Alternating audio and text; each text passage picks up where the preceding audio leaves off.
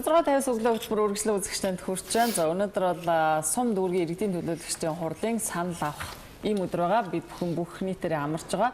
За сонгуультай холбоотойгоор манай эхний зочин студид хүрэлцэн байна. За манай өнөөдрийн эхний зочин бол сонгогчдын боловсрол төвийн менежер Мөнх Наран. Өглөөний мэнд хүргэе. За өглөөний мэнд. За бүхэн амарч байхад өглөө ирсэн баярлалаа тий өнөөдөр. Харин тийм ээ. Бид нар бас ийм ажил хийдэг болохоор тэгэл хүмүүсээ сонгуульдаа саналаа өрөө гэж уриалж хардгээд өхрөөд ирлээ. За бид ч гэсэн өглөө хөтөлбөрөөр бас ер нь бол өчигдрийн мэдээллүүдээс ингээ харахад хүмүүсийн ярьж байгаа ярианд юу вэ гэхээр сонгуулийн эрс хүрэхгүй байх вэ гэдэг ийм юу яриад байгаа тийм. Тэгэхээр хүмүүс бас орон нутгийн яг энэ сонгуульд бол маш итэх хүмүүстээ оролцдог. Улсын их хурлын сонгуулиас итэх хүмүүстээ оролцдог нь бол хэд хэдэн судалгаагаар харагдаад байгаа шүү дээ. Тэр нь гадаа та бид хоёроос арай хойно ирлээ. Ер нь хэр хөдөлгөөн ирээ. Би бас замдаа арай ажиллаа явжлаа. Манайх бүр 16 дахь оролдог. Энэ хүртэл чинь нилээ их зам явна шүү дээ.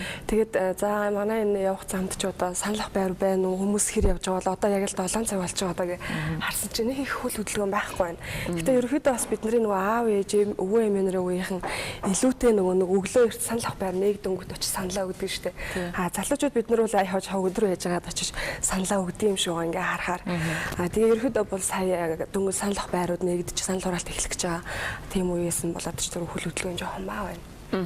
За өнөөдөр өөрийн чинь зочноор урьсан мэдээж гол шалтгаан бол бид хоёр нөгөө сонгогчдоо нөлөөлөл хийх хүссэн. За нөлөөлөх гэдэг нь мэдээж хэрэг тэр улс төрийн нам саналаа өгөөрэй, тэр хүн саналаа өгөөрэй гэдэг утгаар нь биш. Хамгийн гол нь бидний одоо амьдарч байгаа сумын дүүргийн иргэдийн төлөөлөгчдийн хурлын одоо бүрэлдэхүүнийг бид нар сонгох гэж байгаа учраас энэ сонгуульд бол бид идэвхтэй оролцох хэрэгтэй. Бидний асуудлыг тэд шийдэж өгнө гэсэн үг шүү дээ. За тийм учраас бид ер нь яагаад энэ сум дүүргийнхаа иргэдийн төлөөлөгчдийн хурлын сонгуульд идэвхтэй оролцох хэрэгтэй юм. Энэ байгууллага биднэрт тэр нь юу хийж өгч чадах байгууллага юм бэ? Тийм. Ерөнхийдөө бол би яг өнөөдөр гурлаа ярилцах сэдвээ нэг 3 ингээд чиглэл рүү хуваачаа гэж бодож байна. Нэгдүгээрт бол бид нар яг сонгуул гэж яг юу юм? Сонгуулаар бид нар яг хэнийг сонгож одоо яг орон нутгийн хурлын сонгуул буюу сум дүүргийн иргэдийн төлөөлөгчд маань яг юу идэг вүлээ бид тэр хүмүүс маань яг хэн билээ хэнийг сонгох гэдэг байлаа гэдэг талаар 3 дугаарт нь сонгуулийн дүн ерөнхийдөө яаж тооцоологдож гардаг вэ? Тэр мэргээд бидний өгсөн саналаа гардаг гэсэн үг шүү дээ, гардгийг. Тэгээ бид нар энд яагаад эргэж нөлөөлдөм биднэрт. Тэгээ хамгийн сүүлд нэг бяцхан хөгжилтэй туршилт хийгээд тэгээд ерөөдөө бас сонгогчдод аль болохоор бид нар очиж саналаа өгье гэдэг тэр ойлголтыг нь өгөх хэмжээнд мэдээлэл өгье гэсэн юм бодолтой байна.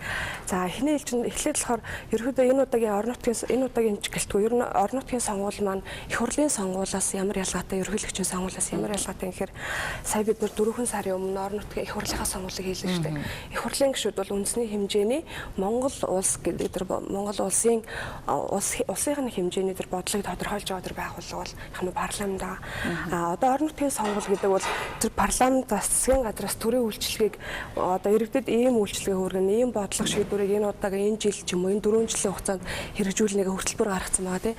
Тэгэхээр тэр хөтөлбөрийг яг иргэн биднэрт яаж хүргэх вэ? Хэрхэн хүргэх вэ гэдэг тэр хүмүүс л яг нь одоо өнөөдөр сонгогдох гэж байгаа гэсэн үг л дээ.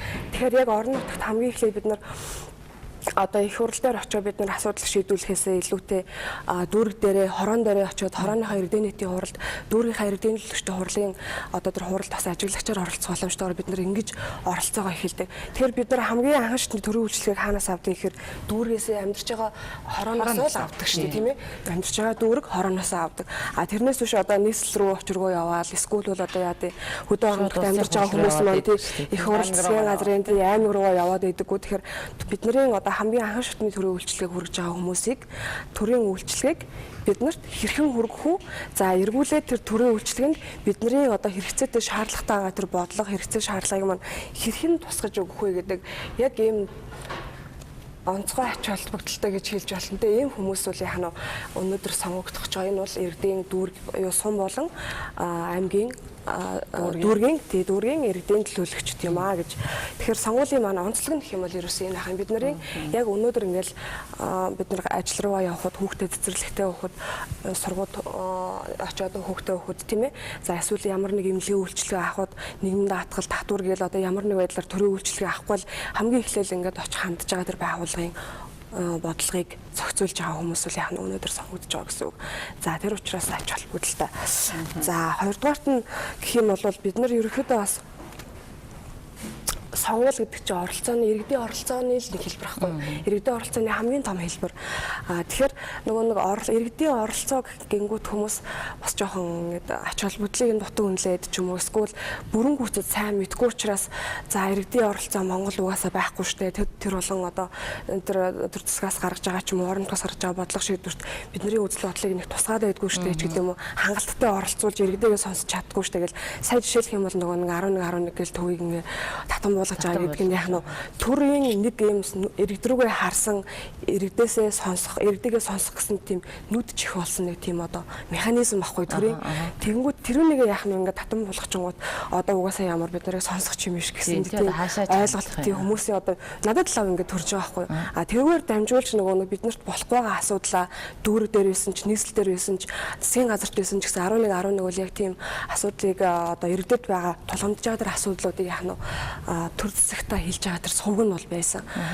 Нэг жишээ авах юм бол тийм ерөөдөө бол иргэдийн оролцоо гэхээр төрийн бодлого шийдвэрт бид нар гарах гэж байгаа бодлого шийдвэрт бодлого одоо үзэл бодол биднэрт ийм хэрэгтэй шаардлага байна гэдгийг тусгуулахаас гадна хэрэгжиж байгаа тэр бодлого хөтөлбөр мөрийн хөтөлбөр одоо юу гэдэг бүхэл тэр бодлого шийдвэрүүдийн хэрэгжилт биднэрт үр ашигтайгаар хүрж яг ингээд одоо нэг ширхэг талах өгнө гэсэн байгаа бол тэр талах бүгдөө бүтнөөрөө биднэрт ирж гэнэ үгүй юу гэдгийг л энгийнээр зөвлөх юм бол яах нь бид нар өөрсдөө оролцож хяналт тавих боломжтойгоор үйлчлэгээ бүрэн гүйцэд авах тэр боломжийг хэлээд байгаа гэсэн. Тэгэхээр сонгуул бол ерөөсөө 4 жил тохиолддог одоо иргэдийн оролцооны хамгийн том хэлбэр бид нар энэ эх 4 жилийн хугацаанд хаашаа чиглэх үү ямар бодлого хэрэгжүүлэх үү гэдгийг шийдэх тэр хүмүүсийг яах нь их хурлаар бол бид нар сайн сонгоцсон орон нутгаар бол одоо бид нар манай сумын хувьд манай дүүргийн хувьд ямар хөө байх вэ гэдэг тэр төрийнхөө үйлчлэгийг бид нар хэр сайн хүртээмжтэй авч чадах уу эргээд бид нар төрийн тэр эрх холбоо бүхий тэр бодлогод нь бид нар үзэл бодлоо яаж тусгаж хэрэгцээгээ яаж тусгаж чадах вэ тэрийг маань хэр сайн хийж чадах хүмүүс вэ гэдгийг тэр хүмүүсийг сонгох гэдэг. Тэгэхээр сонгуул иргэдийн оролцооны хамгийн чухал хэлбэр юм а гэж хэлчихээ. Би нөгөө иргэдийн оролцоо гэдгийнхаа талаар нэг бяцхан туршилт хий. Тэгээд нөгөө оролцоо эндээс би нөгөө хамгийн гол нь иргэд яагаад оролцох хэрэгтэй юм бэ? Оролцооны мөн чанар нь яг хаана байгаад байдаг вэ гэдэг талаар тэрийг л би нөгөө ойлгуулах гэдэг. Тэгэхээр энэ нөгөө бяцхан туршилтанд маань сайн дураараа оролцох нэг хүн хэрэгтэй. Тэгээд баярлалаа шүү. Ингээд надад би оролцъё. Би ингэж боддог аахгүй юу? Туршилтанд оролцохоос өмнө энэ асуудлыг зөрөө биен дээр ойлгох гэдэг шиг энэ тийм.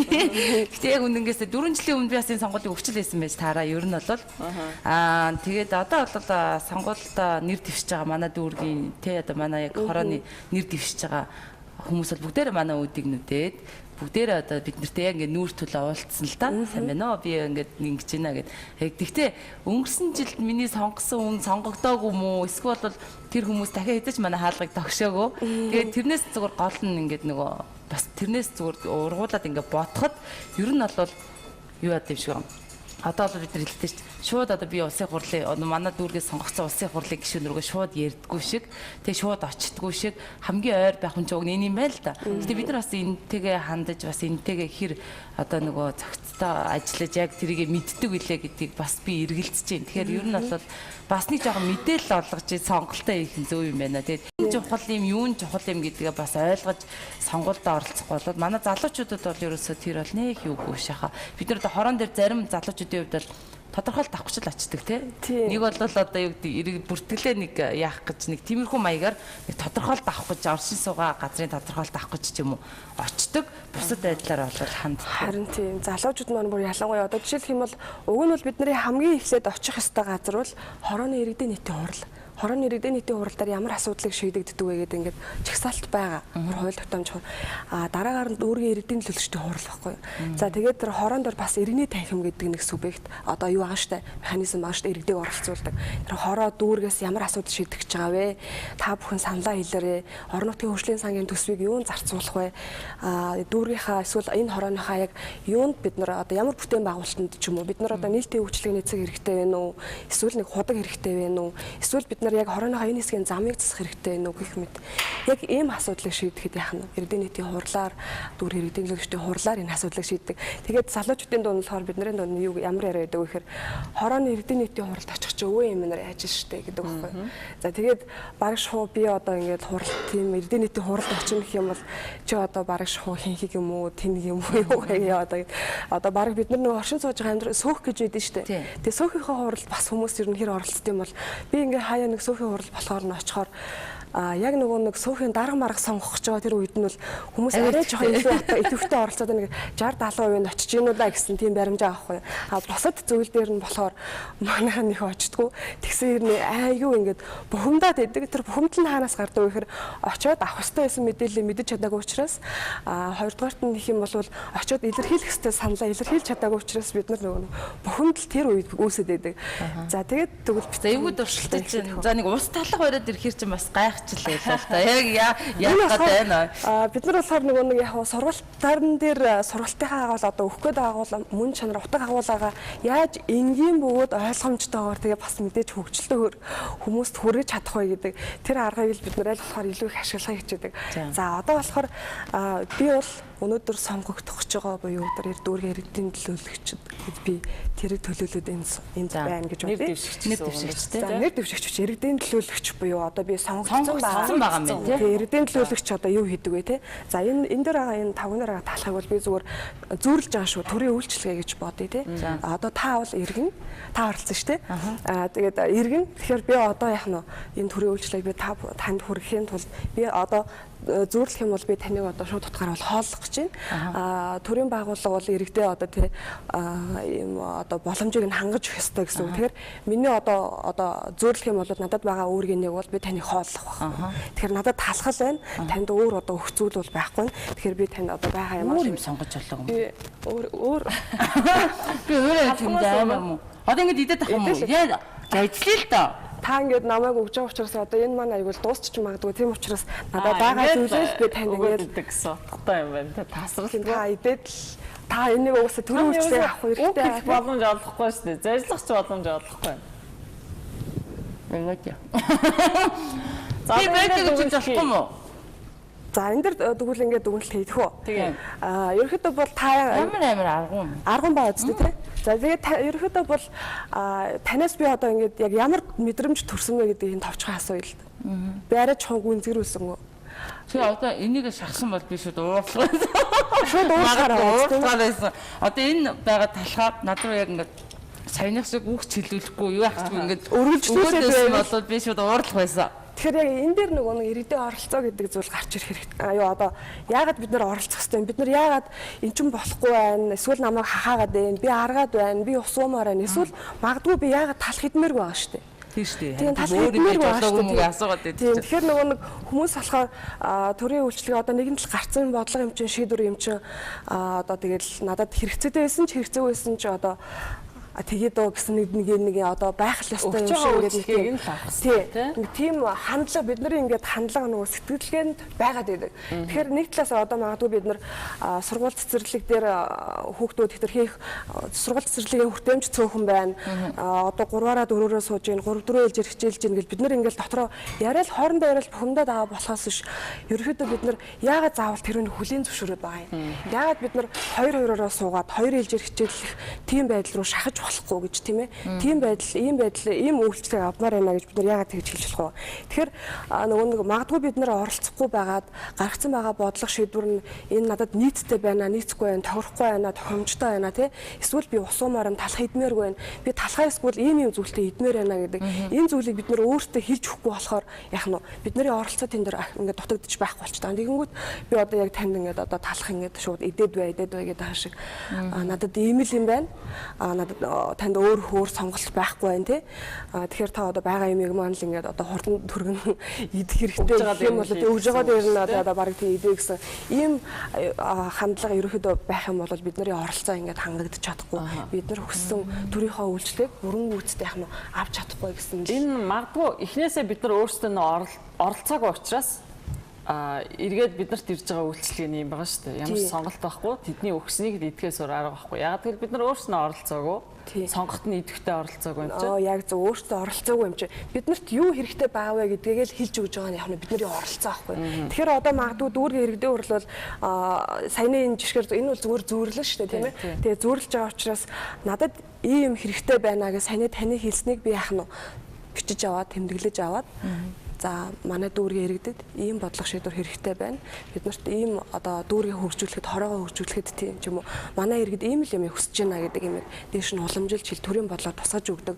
Боломжтой бол дүүрийнхаа хэмжээнд, дүүрийнхаа иргэдийн урлын хэмжээнд шийдэх ийм боломжийг бол их мэдл бол одоо энэ өнөөдөр сонгогдож байгаа хүмүүст бол байгаа байхгүй. За үзэгчид магадгүй одоо нөгөө нэг таны ам руу хин нэг нь те яг ингээд талах хийж байгаагүй л байх л та миний амьдралд ч гэсэн хизээч хийж байгаагүй яг ингээд дараалаад бүр идэж амжаагүй байхад те гэхдээ маш аргу байд юм байна. Тэгэд энийг яг одоо ингээд нөгөө нэг үйлчлэгээний тэр хэсэгтээ ингээд зүүрлээд үзэхлээр бас бид нар яг үнэнгээсээ би ч гэсэн өөрөө те тэр иргэдийн төлөөлөгчдийн нэг ч удаа хурлын сонирхож ийсэнгүү үзэж байсангүй тэгээ тэрнээс гарч байгаа доктор шийдвэр надад тийм хамаатай юм шиг амьдарч байсангүй л те гэтэл яг одоо ингээд миний амруу тэр талах чигч байгаа шиг надад ус хэрэгтэйг тэр мэдэрч байгаа шиг эсвэл ядаж энэ талахтай нэг маслисэн чигэртэй бариантай ч юм уу нэг арай зөөлхөн байсан бол гэж бодож байгаа шиг бид нар бас нэг хандлага нэг өөрчлөөд үзэх хэрэгтэй л юм байна те. Ер нь гэхдээ сүүлийн үед бас хандлага харьцангуй арай гайг болж байгаа хэрэг гэж би бол бодсон.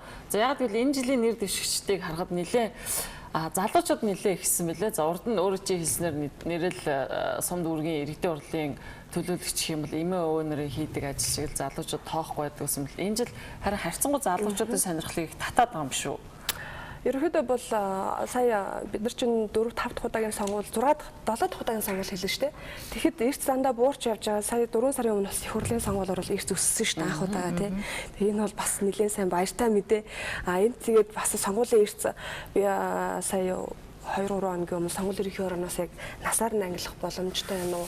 Насаараа яг ямар ангилалтай гарч байна гэхээр ер нь бол 18-аас 40 хүртэлх насны залуучууд гэж хэлнэ шүү дээ. 18-аас 40 хүртэлх насны залуучуудын оролцоо харьцангуй бага. За нэг тэдгээр насны залуучуудын 30-40% саналаа өгдөг байсан бол энэ удаагийн өнгөрсөн их хурлын сонгуулиар бараг шууд 1.5-аас 2 дахин нэмэгдсэн байна. Тэгэхээр яг нь залуучууд илүү идэвхтэй оролцдог болсон гэсэн. За тэгээ их хурлын өнгөрсөн их хурлын сонгуулиар ч гэсэн бас зөндөө олон бие даагчид бараг шууд нэлээд олон байсан өмнөх сонгуулиудад харьцуулах юм бол энэ удаагийн орон нутгийн сонгуулиар бас залуучууд маш олноороо нэр дэвшиж байгаа нь өөрөө залуучуудын итэх оролцоо үнэхээр оролцъё бид нараа өөрсдийнхөө хувь нэмрийг оруулъя тийм ээ энэ бодлого шийдвэр гэдэг зүйл төрийг энэ удирдахад иргэддээ одоо тэр төрийн үйлчлэгээ хүргэхэд бид нар үнэхээр ингээд нэг юм болох байгаа юмыг гардан хийчих гэдэг юм хувь нэмрээ оруулчих гэсэн ийм байдал бол бас байгаа даа. Гэтэл нөгөө талаас бол бид нар энэ бол сонгуул нэр дэвшиж байгаа залуучуудын талаар тийм ээ. Нөгөө талаас бид нар иргэд буюу тэдгээр нэр дэвшиж байгаа хүмүүсийг сонгох гэж байгаа залуучуудын талаар бас бид нар анхаарлаа хандуулах хэрэгтэй. Хэдийгээр бид нар зүгээр яг их хурлд оролцсон ирцээний ирчээрээ одоо их хурлында орнотынхаа сонгуульд оролцоорой гэж хэлэх гээд байгаа. Оролцоогоо тийм ирчээрээ одоо улам эсгүй илүү нэмэгдүүлээрэй гэд. Яагаад гэх юм бол нөгөө нэг залуучууд маань ялангуяа бас орнотын сонгуульд оролцох байдал нь бага байдаг. Одоо яадгийн их хурлын сонгуул дахиагүй байхад орнотын сонгуул бол зарим тойргууд дээр захидаг штэ зарим хороо одоо зарим саналах байрууд дээр эрцэн хүрхгүй учраас дахижсэн тохиолдол зөндөө олон байсан. 8 оны сонгуулаарч 12 оны сонгуулаарч гэсэн. Тэгэхээр одоо тийм байдал бид нар гаргах бол шаардлага байхгүй тийм байдал гаргахгүй ч байх бас тийм боломж бол байгаа. Тэгэхээр залуучууд бол за одоо нэг баримжаагаар 2 сая орчим сонгогч бол их хурлын сонгуулиар сая 910 мянган сонгогч байсан. Одоо бас тэр хэмжээний сонгогч байгаа шүү дээ тийм ээ. Тэгэхээр энэ бол энэ үний бараг нэг 50-58% нь залуучууд байгаа. 40-оос доош насны 40-оос доош гэх юм бол бараг 50-аас илүү хувь нь олоо явж байна л да. Тэгэхээр яагаад би ингэж хуваар хэлээд байгаа юм бэ гэхээр залуучуудад сонгуулийн дүнг өөрсдийнхоороо өөрчлөх, залуучууд сонгуульд бүгдөө идэвхтэй оролцох юм бол залуучуудын тэр нэг сонгох гээд байгаа хүсэл эрмэлзлийг энэ сонгуулийн дүнд тусгах боломжтой байгаа байхгүй. Тэгэхээр бид нар залуучууд их байл л да. Сонгуульд ер нь хин саналаа өгдөг юм гэхээр тухайн тэр улс төрийн сонгуульд оролцож байгаа улс төрийн намуудын идэвхтэй дэмжигчид гишүүд сонгуульд бол яг оролцдог тийм ээ. Бидний аав ээжүүд оролцдог, өвөө эмээнэр оролцдог. За тэгээд дээрэс нь яг нь тэр залуучуудын, эмэгтэйчүүдийн эсвэл тэр намын дэрэгдэх ямар байгууллагууд байна. Тэдгээр байгууллагад харилцаж байгаа хүмүүс харьцангуй илүү идэвхтэй байдаг учраас сонгуульд идэвхтэй оролцдог. Гэтэл за тэдгээр хүмүүс үл яг нь мэдэх ёстой мэдээлэл авах ёстой зүйлээ хэлмээр байгаа юм а тэр намынхаа байгууллагад дамжуулаад хэлчихэж штэ тий. Гэтэл бусад тэр одоо аль нэг намыг дэмждэггүй нам бус. За тэгээд бас зарим хүмүүс нөгөө саарлнаас дэмжигчэд ч юм уу тий. За тэр намын дэмжигчд бол ялагддаг хамаагүй сонгуулаа бол өгдөг тий. Үзэл бодлооч бас илэрхийлчихэд байгаа. Гэтэл нөгөө яг залуучууд бол ихэвчлэн аль нэг намын гишүүн биш байдаг. За эсвэл бол илүү үзэл бодол нь ингээ нөгөө нэг харьцангуй одоо мэдээлэл донд байгаа Улаанбаатар хотын хувьд ч юм уу эсвэл одоо аймгийн төвд мэдээлэл донд байгаа хүмүүсийн хувьд болохоор илүүтэй айл нэг намыг ингээд туйлширч дэмжихээсээ илүү өөрийнхөө бодлоор олон хүмүүсийн үзэл бодлыг дүн шинжилгээ хийж агаад миний сонголт ийм байх юм байх шүү гэдэг дээр ингэж дүн шинжилгээ илүү хийж сонголтоо хийдэг. Гэтэл эдгээр хүмүүс маань илүүтэй сонголт оролцох байх магадaltaй байгаа байхгүй. Тэгэхээр нөгөө яагаад яана гэхээр уг нь бол сонгуулийн дүнг хамгийн сайнаар шийдэх боломжтой эдгээр хүмүүс маань сонголт оролцохгүй болохоор намуудын сонголтоор яах юм намын дэмжигчдийн сонголтоор яг нь сонгуулийн дүн гарах гэдэг юм да тий. Тийм тэгэхээр ерөөдөө бол бид нар залуучууд маань тэр үзэл бодол нь одоо олон юмыг дүгнж шинжилж үзэж сонголтоо хийдэг тэр залуучууд маань сонгуультай идэвхтэй оролцох нь өөрөө маш их ач холбогдолтой. За тий. За баярлалаа. Өнөө өглөө эртлэн хүрэлцэн ирж бас яг хүмүүс орон нутгийн сонгуульд саналаа өгөх гэж байгаа энэ мөчөд бас яагаад бид энэ саналыг өгөх ёстой юм? Яагаад бидний оролцоо энд хэрэгтэй юм бэ гэдэг талаар бас сонирхолтой урнуулсан танд баярлалаа. Таны ажилд амжилт хүсье. За баярлалаа.